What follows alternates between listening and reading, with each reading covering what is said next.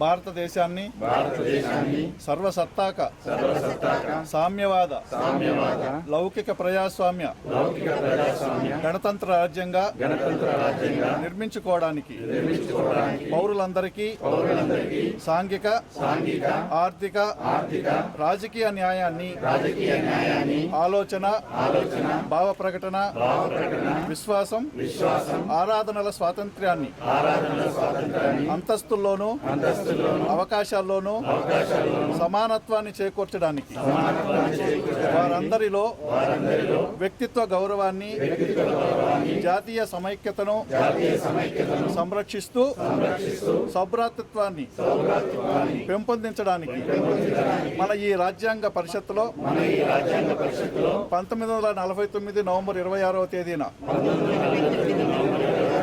ఎంపిక చేసుకుని శాసనంగా రూపొందించుకున్న ఈ రాజ్యాంగాన్ని మాకు మేము సమర్పించుకుంటున్నాము. జై హింద్.